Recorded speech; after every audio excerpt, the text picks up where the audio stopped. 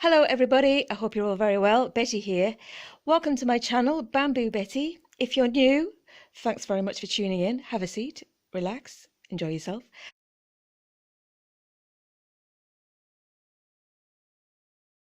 Every week I post a feel-good Friday vlog featuring all the things I've found in the flea market, in the thrift stores, charity shops, my ferreting around on the internet, usually in the night, looking for weird little knickknacks. And I usually do it accompanied by my glamorous assistant, my daughter, Begonia Coconut. And she's usually sitting there. I mean, part of her is here in spirit, but the biggest part of her is outside on the sofa in the garden.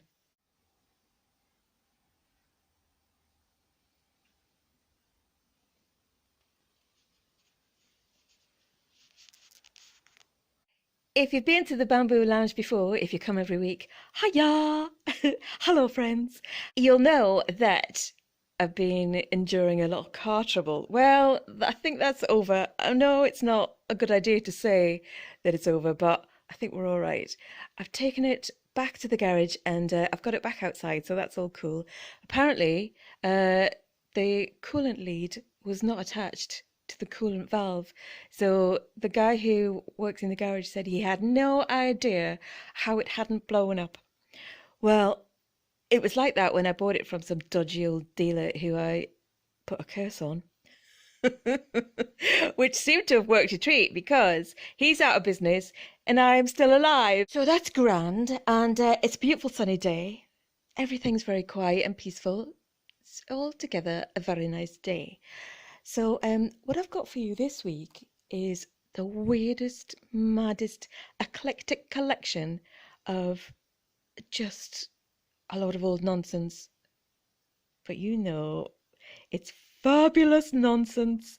And look, the girls are still reclining on the sofa from last week's vintage bridal parade. It's like a scene from Bridesmaids, you know, with Melissa McCarthy. Oh, God. I haven't got the heart to kind of pack them up and put them back in their freezer bags, back into storage, because they look like they're sort of having a good time. Anyway, nothing to do with that this week. I've got all the gang. All the gang is here, and I might as well just get started because there's absolutely no theme or rhyme nor reason to anything I've got. So the first thing I'm going to show you is something I think I manifested, because I've been going into my regular haunts, my favourite jaunts, and asking every week, have you got any hat boxes, please? And they're lovely, and every week they go, no, honestly, we'll save them for you if we get some. But walked into a charity shop after I'd been at the flea market yesterday. Did not imagine finding anything that fabulous in my manifestations. I thought I was just going to get some old boxes. Look at that. That is the hat box of my dreams. It also matches some of my other vintage luggage, which is now, after finding this, become a collection. You know, I love a collection. Yeah, so look at this. Isn't this fabulous? Red vinyl, 1960s, do you think? Hard plastic handle. The price isn't on there, but it was £10. So, I mean, you know, that's full retail. They don't go for that much, probably £10 or £20 in a antique or vintage shop. But it's great, and it's tall, and it's got little... Oh, it hasn't got a key, but... Oh, who needs the keys? What happens when you get keys is that it locks itself and then you can't get it open. Look, I haven't washed it yet, so I'm not putting anything inside it. But there we go. Pretty clean, actually. Just a little spider's web. And it's that unmistakable smell of a 1960s vinyl record player. You know, oh, my mouth's watering. I'm getting all tingly.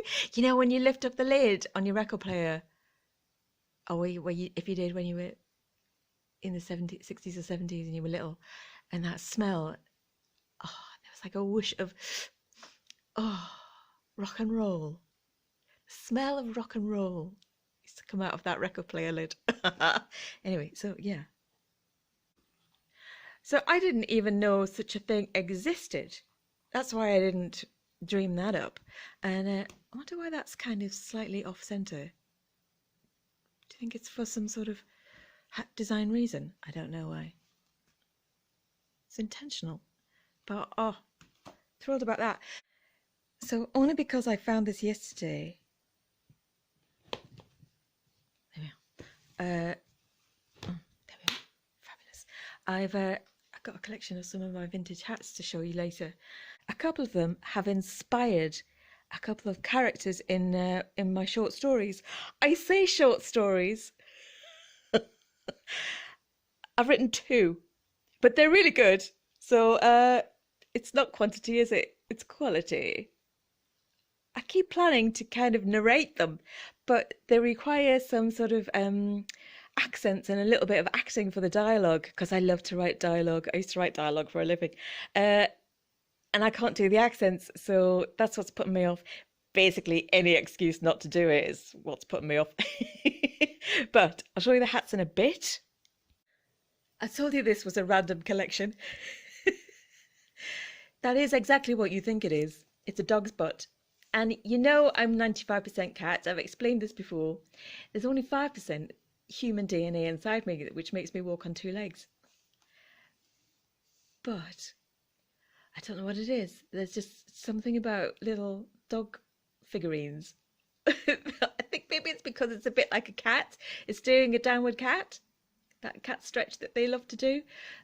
Even though its body's as short as mine. He's having a good old stretch. So I bought him. And after I've looked at that for about 24 hours, I'll probably list that on eBay. I think they're quite new. You can get them on Amazon. I think they're about 40 quid, to be honest, new. So I'll probably list him for about 20. Is it chipped? Oh no, he's in fantastic condition. British Bulldog. Got this in the week as well. As I say, I'll probably say it again. Absolutely no relation whatsoever to anything else in the haul. But I found this just randomly on a trip to a charity shop.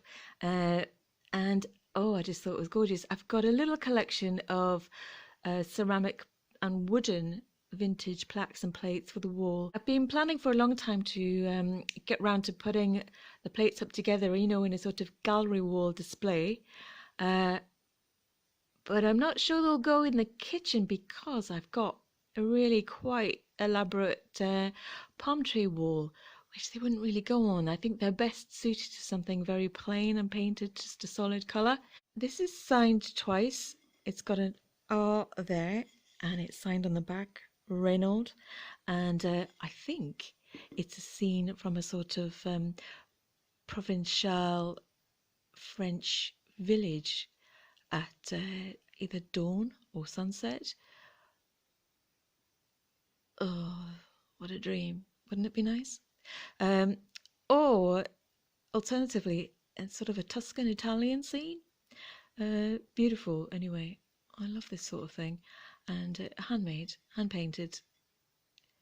I think they go for around about £45. I've seen a couple sold, but very few of this style. It's really charming, and it's got a lot of character. It's got a lot of depth to it, and I like the unusual sort of curved edged square shape. Okay, so that's that. I got to the flea market quite late yesterday, and I saw quite a few fantastic things walking out of the building in other people's arms. But I'm all right about that. That's fine. I don't mind. I'm not thinking about it constantly. I'm not lying in bed at night thinking about what I saw being carried away by another person. I'm not. Anyway, I had a good dig in the fabric store and I found 3 pieces. Merry Christmas.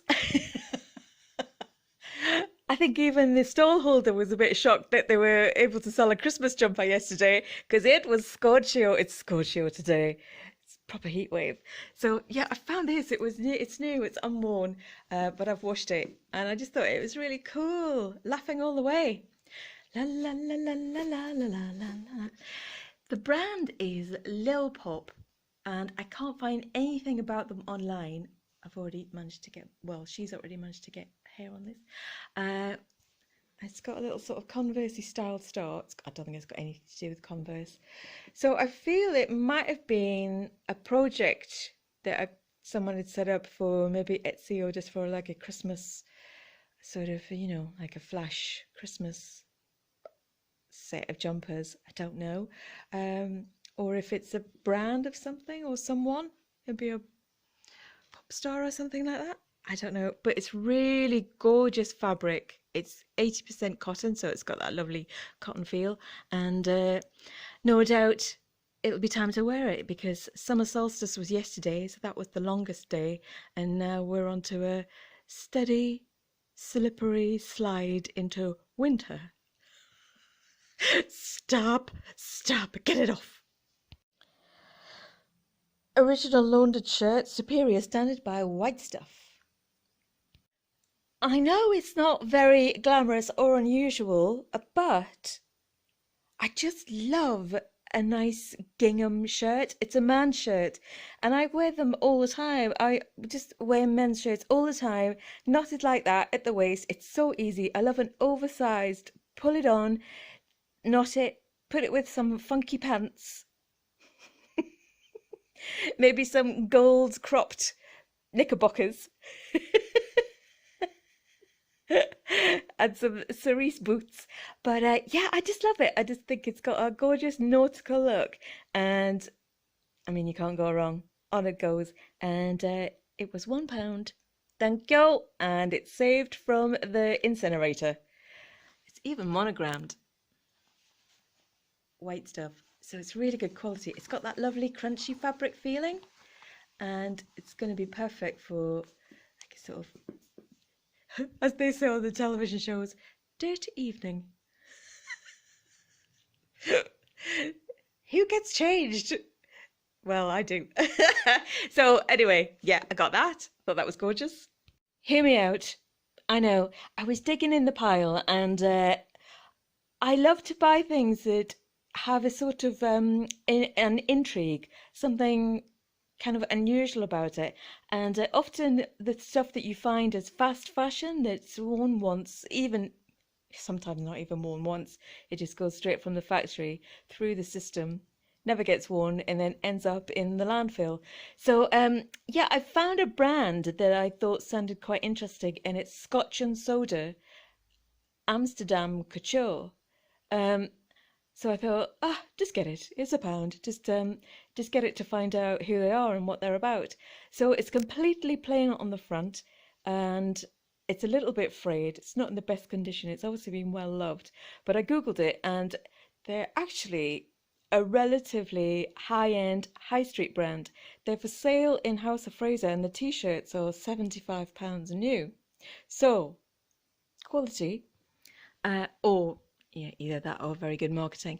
And it's got a little stitched on patch there, which is SC Soda, Scotch and Soda, with a teasing a beach scene. And on the back, it's got that, which I thought was really cool. It's sort of like a 80s inspired, but not 80s. I think this is relatively new. Sort of graphic screen printed beach scene. I just thought that was quite cool, and it's the sort of thing that might become desirable when it becomes vintage, if it's not already. The company, I've googled it, and they were set up in 1985, based in Amsterdam, as I said. And yeah, there's something about it that reminds me of the screen prints I used to make when I was doing my A-level art. And I wish I'd stuck with it. But anyway, there's a million things I wish I'd stuck with, including the piano and all of that stuff. But yeah, I thought that was cool. There's the label, Scotch and Soda Amsterdam Couture. So you can see that it's quite a high quality label. The little sewing machine logo. Cool. Right then, that was the end of the clothes that I bought this week, obviously because the car's been off the road. Those 3 items. And what I'm going to do next is show you some of the hats from my vintage hat collection. And this is why I collect things, honestly. It really is that they get inside me, they get inside my psyche and my soul, and they become characters, they become people. I'm not a reseller the way really successful resellers will buy and sell purely for their income, which I think is amazing. I just don't have that inside me. I'm a born retailer. I love the sort of wholesome, healthy exchange of money for a product. It's kind of just so pure and cleansing and so basic. I have this lovely thing. Would you like it? Yes, I would like it. Here's some money for it. Thank you very much. Goodbye. I mean, it's retail. It's just gorgeous. I love that pure, honest exchange. And I set up a retail business a couple of decades ago because I wanted to get out of the swamp that was television and media. And well, I mean, it was like crawling out of one swamp and kind of rolling into another swamp. But that's a different story. I'm sure you've heard me go on about that a little bit. But the actual essence of retail is so cleansing and so lovely and uplifting when you have something that you love and someone else loves it too. And you pass it on to them and they give you the right amount of money and it's all just very amicable. There's just no nicer feeling for me. However, in my very successful retail business in the past, I bought things that you couldn't keep. It was food. It was organic herbs and spices. Now I buy things that I love and I keep them all. Which obviously is no good as an income. But what they do is they sit in my house with me. They become friends and they become characters and, they sort of evolve. And years after I've bought them, they'll suddenly become the most important feature of a character that I've created or I've been sort of brewing over decades, over years, for one of my stories or one of my scripts or one of my ideas. And this one just landed herself a leading role in an imaginary story I've had sit in the back of my mind. She appears at the very, very end of the second chapter of my book, of my novel. Each chapter is an individual short story. It stands on its own, but they're obviously all related and it sort of follows the path of I'm not going down that road now. No, anyway, this is her. This is one of the characters, one of the many characters. And this is an original in just the most amazing condition 1960s bubble hat. Look at that. Look at it. Oh, God. Imagine who wore that. Well, I have literally imagined her. And I mean, I could never wear this. It's so small, but it's one of those bubble hats that literally sat on top of the head. So the beehive would go inside there. The woman would take it off and her hair would be exactly that shape and size and height. Isn't that amazing? So if I put it on Babs, you'll see, on all those illustrations on front of sewing patterns of women in the 1960s in mini shift dresses and jumpsuits, and they've got bubble hats on. It's one of these. How cool is that? So yeah, that's that one.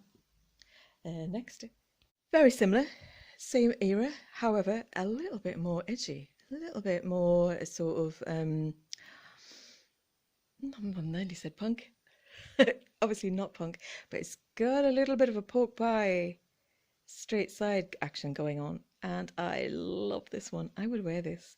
I would definitely wear this. What's that? Let's put it on Babs so you get the idea. Oops, sorry Babs. There we go. Oh, lordy. Isn't that good? I think those two are early 60s, and I think this one is maybe a little bit later. This is probably the best condition vintage hat that I've ever found. The colours are spectacular. I really wish we could still wear these, but the heckling and the screaming and the abuse in the streets, it's just not worth the hassle. This is why it's best just to sit in the house or watch the telly in your hat. Unless, of course, you live somewhere that hasn't left the 1960s.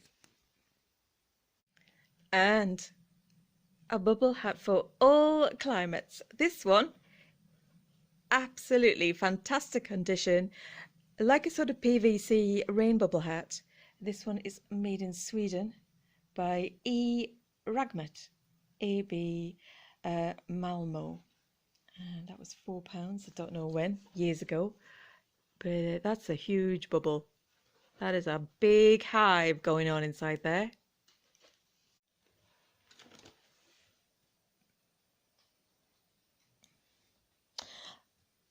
Next, this one is actually a new one. I bought this from, let me see, River Island. I've just had a look, and that was just probably a bit before lockdown.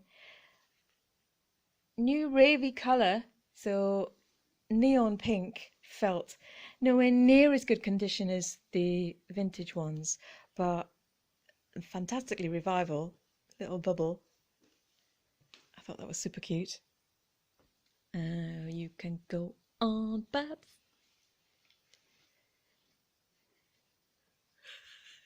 Sorry, Babs. So that's a collection of your everyday bubble hat that you would wear around about, going to work, on the bus, to the shops, and you need a bubble hat for a special occasion, obviously. And here we have it.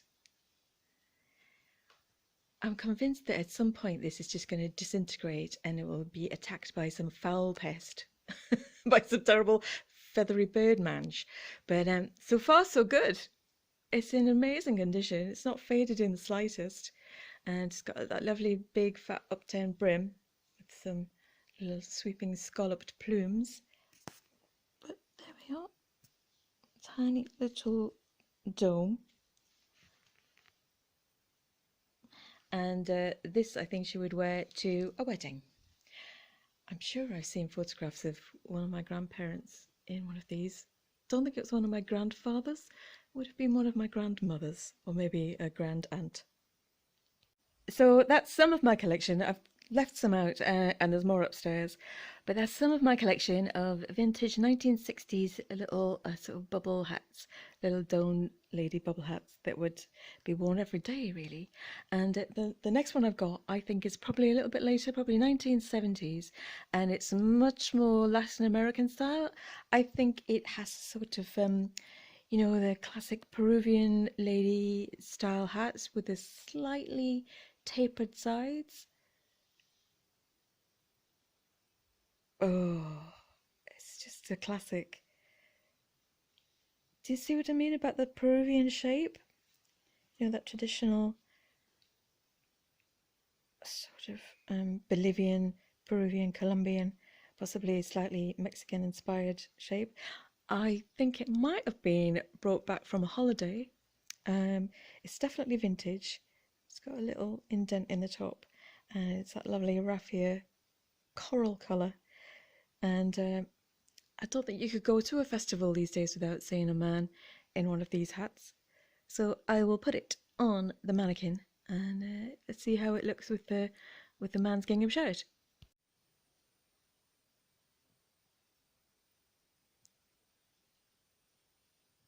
That's just brilliant. That's just a gorgeous look. I'm going to move the hats out of the way and show you some pieces of jewellery that I found yesterday at the flea market.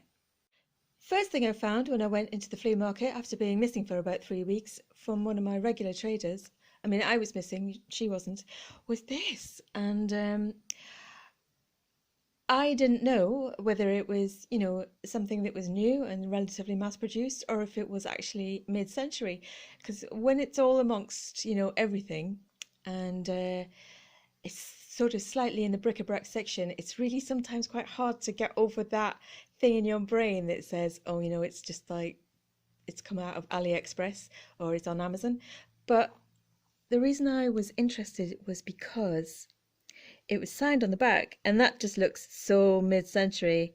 Um, it says Fait au Quebec, made in Canada, and I just couldn't figure out the signature. I couldn't figure out the brand above that without the use of Google Lens, which I'll talk to you about in a bit later in the video, because I mean, Google Lens.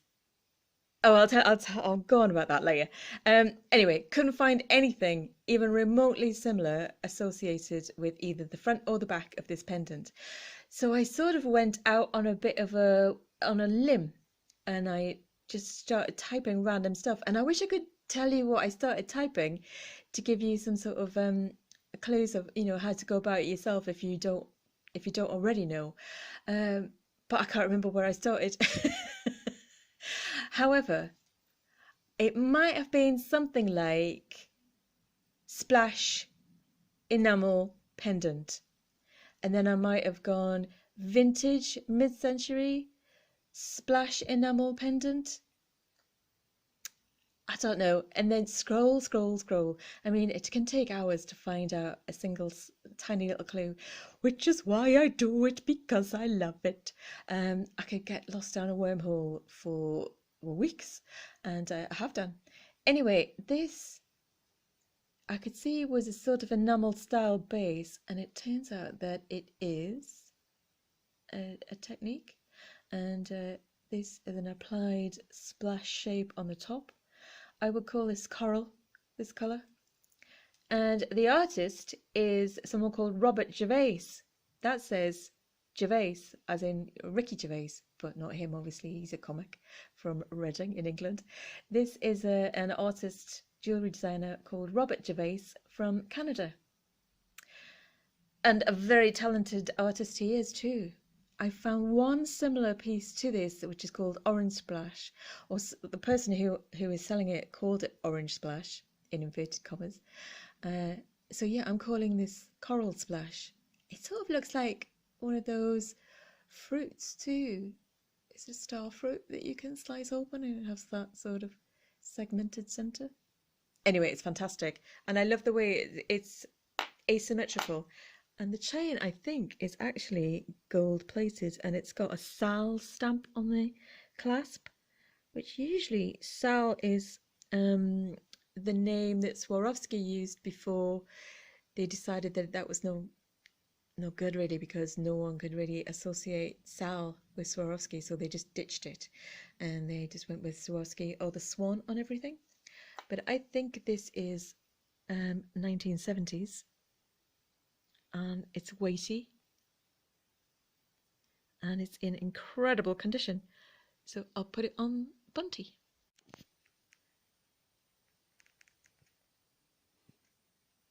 Gorgeous! That was the only piece of jewellery I got from the flea market. She did have some jewellery bags, but I sort of wasn't too excited about what I could see through the plastic. I mean, they were dead cheap, but I just didn't really want to be disappointed. I wasn't in the mood to be disappointed, if you know what I mean. And I already had that, so I was kind of happy with just going home with that, thinking I could spend a bit of the evening researching it and telling you all about it. So then I went into a charity shop in the same town as the flea market and found this.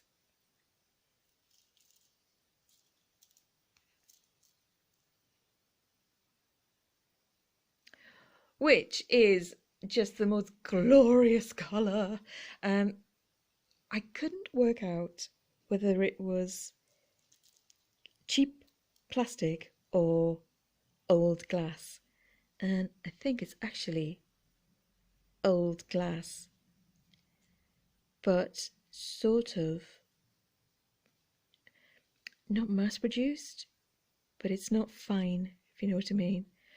it's got a lot of sort of manufacturing ripples in it, and I don't really know what that means. There's something about it that says Art Deco, and the colour is just sublime, and the catch is very old, that sort of brass, and I think it's been restrung and it's sort of been saved and restored and repaired. I think that's newish but old, and that's originally old.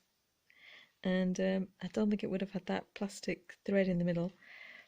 I think it's probably actually started out as an Art Deco necklace, but not at the not the top end of the checked glass market. But look at that colour though. Absolutely joyous. And it's one of my two favourite colour combinations. That sort of pinky salmony coral colour with bright tangy yellowy orange, a bit like a buttonburnt cake. So yeah, that was £1.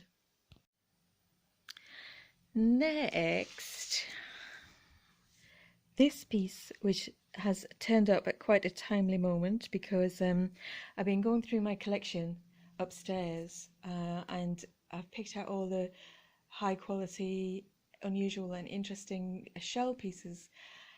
This piece looks like one that I already have, but this is much better.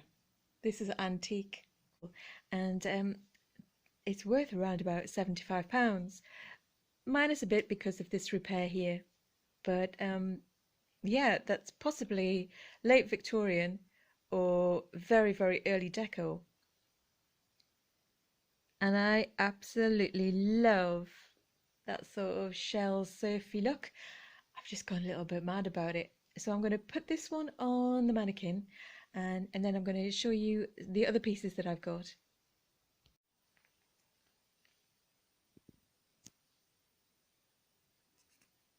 I just think that looks so good.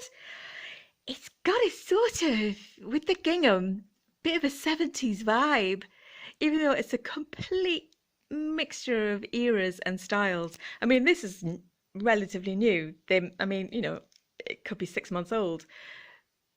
Possibly Victorian, antique, vintage, maybe about the 70s. But the whole thing together has just got like a great Caribbean, sort of like, would you like a day trip on my boat out into the ocean? And then we'll come back for cocktails and a bit of a barbecue. Or alternatively, maybe not a Caribbean look. It's got that sort of nautical Joey and Friends when he got his boat in New York City. I love that. I love that. When him and Rachel went out on the boat. Yeah, it's got a sort of a Long Island, Miami. That's what I'm thinking about. It's got a bit of a Miami Vice vibe going on. Do you know what I mean? A bit of a drug dealer fashion. I don't know what I'm talking about. Anyway, so I'll show you the other shell pieces that I've been collecting and now have for sale. Definitely, now I've sat back, I'm even more convinced it's got a Miami Vice drug dealer style going on. Love it. Not drug dealers, Miami Vice style. So, you see what I mean? How this is vintage. I think this is 80s or 90s, but completely inspired by the OG. And there we go. This is also mother of pearl, and not as high quality as that because that's like white, beautiful pearl. This is a sort of a more natural beige, brown, purples and lilacs colour, and I just think this is really fantastically surfy. It looks a little bit like shark's teeth, but it's not. It probably would have been a repurposed shell from the oyster business. It would have been a byproduct. That's that one, and I have Begonia. Begonia is making that sound she makes when she's got something in her mouth, and she's outside on the Begonia. What you got? Have you got something with you? Hello, good girl. You're empty-mouthed. I love it when you come in from outside empty-handed. Good girl. Good girl. Are you hungry? Yeah. Hang on, I'll just do some more shells and then I'll come and feed you. So next, we've got this one.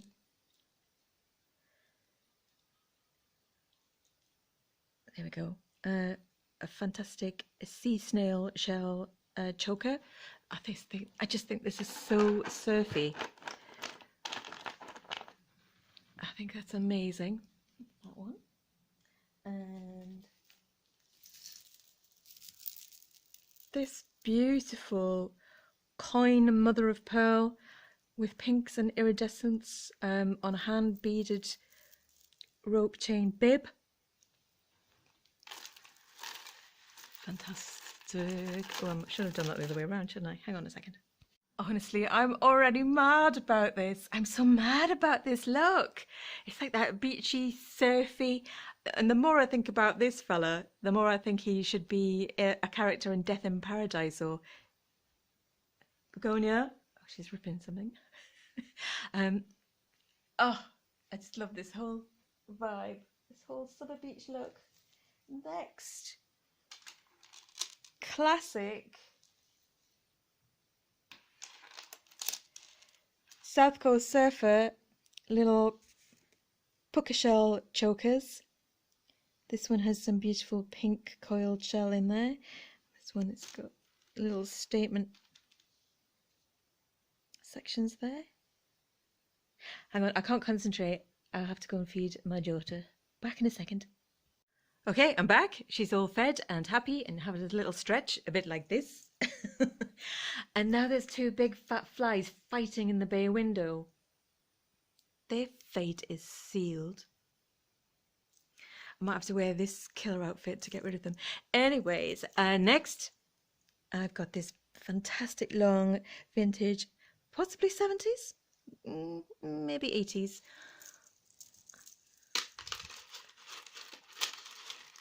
Long drop necklace. I just think, oh, that look is getting better and better. And also got these two out of a jewellery bag. But I think they're modern. Put them there. And yeah, oops. Yeah, sorry, I'm turning around to the side and leaving you astray, leaving you askew. This next one, it looks very unassuming, but it's made of something that I didn't know existed, and I love the name. I got this, and this is a vintage. It's possibly quite early. It might be 50s or 60s. This is mother of pearl, but it's interspersed with a shell called angel skin, which is like a very soft, pale, peachy pink corally shell. And isn't that a gorgeous name? Angel skin. So does it go with this one? No. But it is the same colour almost. Same range of colour as that. So that's pretty. Very small, very light, very delicate. Super surfy. Put you on there.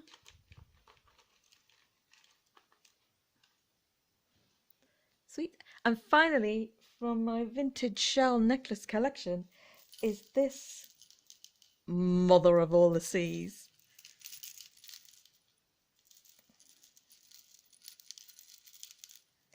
As you can hear, it's very percussive, so it would be no use for people who are sound sensitive, which I am one of, unfortunately, these days. But I am properly obsessed with it. I think it's amazing. It's handmade, and it's got sort of shell pods interspersed with carved mother of pearl shell teeth. They're not teeth, they're called teeth when they're that shape. And this huge, big, pearly, pinky white, is that a whelk? Is that a big white whelk? This one. I don't know, but it's amazing. So, on you go. And I've seen something similar, but not the same, obviously, because I think that they're individually made on Etsy. And I think it was about £95, if not more. But look at that. Honestly, the characters are coming thick and fast. I feel like this room is a little bit overcrowded. But in a very good way. It's like the best beach party ever. And this is just, I'm going to be spending the evening, or, well, no, the afternoon. I'll probably be distracted by something else by the evening, with Kurt Russell, just before Columbo comes to find us for running rum over the county lines. But isn't that fantastic? I didn't think it had a theme, this video, but it sort of has. All this could be where we stash our contraband in tunnels underneath this village. So that's all quite gorgeous. I'm just looking to the side to see what else I've got. Right, okay, right on. Hang on. It's completely unrelated. I got this line print bag, which has got lots of compartments inside. Needs a little bit of white, but it smells gorgeous. It smells like makeup. It's very, very clean, apart from one section where some cream has leaked. But it smells lovely. Oh, fabulous. So yeah, that's why I bought it. Obviously, it's by a celebrity, made in the Philippines. I don't know if I think that's just like a nothing brand. I also got this. Last thing yesterday on the way home, I went to the bakery to get my breakfast for the week, and just popped into the charity shop next door to it, and wasn't really looking for anything in particular, but saw this. I thought, oh, do I want another box? Of course I do. I can't have enough boxes. If I do a video on my vintage jewellery box collection, we'd be here from this Feel Good Friday to the next. But I thought this was gorgeous. I love the way it's sort of just faded to the right colour. It's that seamless sort of salmony coral colour again in there. And obviously Chinese fabric vintage jewellery box. Very nice and cleanish inside. Clean enough, just a bit dusty. Nothing horrible living or nesting in there. No big damp stains, which is, quite common. And yep, nicely vintage coloured on the back. And as I was just holding this and looking in the shelves at the other knickknacks, just for a bit of a mooch, the shop assistant was bringing stuff out that had just come in, so they put something on the counter right in front of me. And usually that's just a sign. It just means, oh, well, yeah, I just say, oh, thanks, I'll take that. Thanks very much.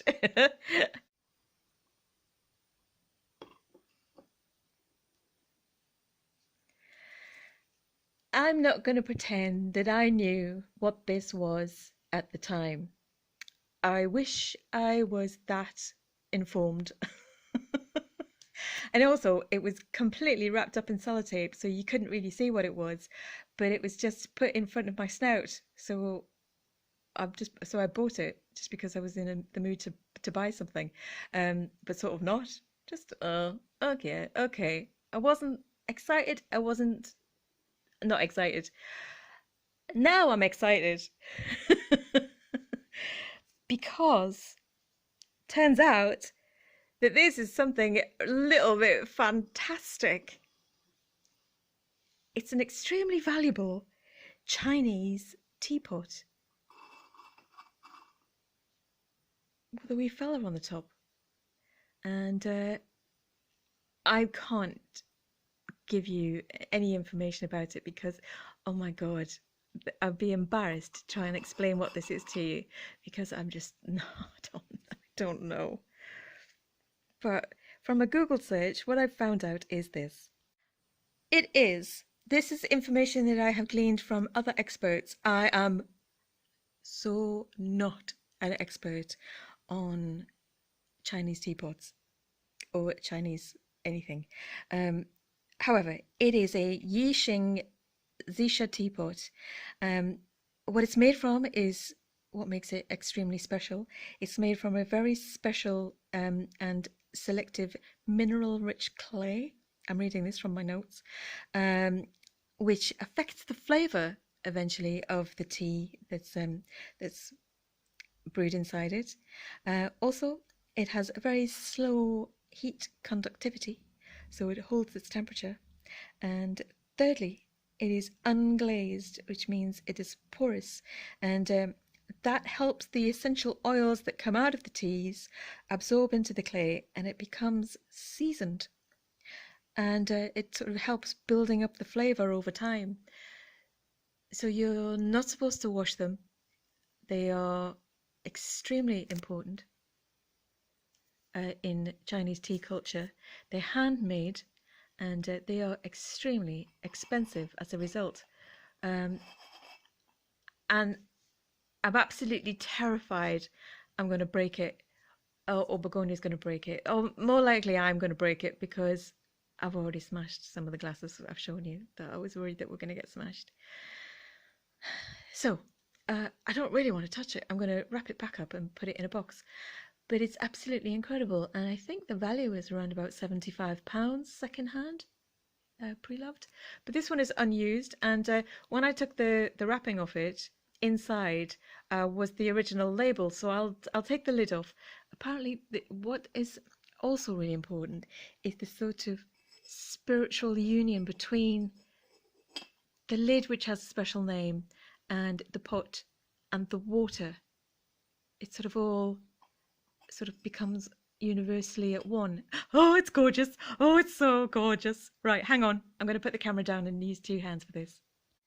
So there we are. That's the tag that was inside. CCCI Yixing collection, handmade in Yixing, China. I'm sure I'm not pronouncing that correctly. There's some information if you are in the mood to sort of pause the screen and read it. There we go. There's some instructions and some care information. And it's in mint condition, so it's going to stay that way. I'm going to put it immediately into cotton wool.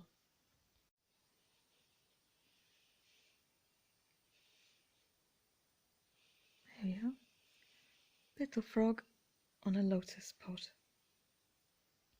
And bonus, I've just looked inside the lid for the first time.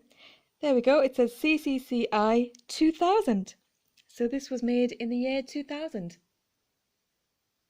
Teapot is very safely on the floor now, completely out of harm's way. And I've just had a thought. I wonder if this came from the same person. Beautiful. So there we are, my friends. Thank you so much for watching, and have a fantastic week. I'll leave you with a little few scenes of Begonia Coconut lounging in the garden in her tropical paradise.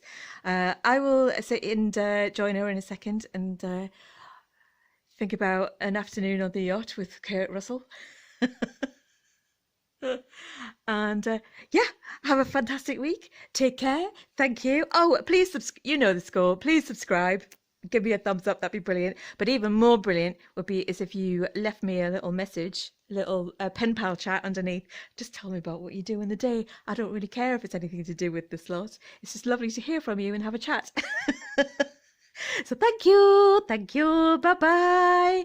Bye bye. Bye bye.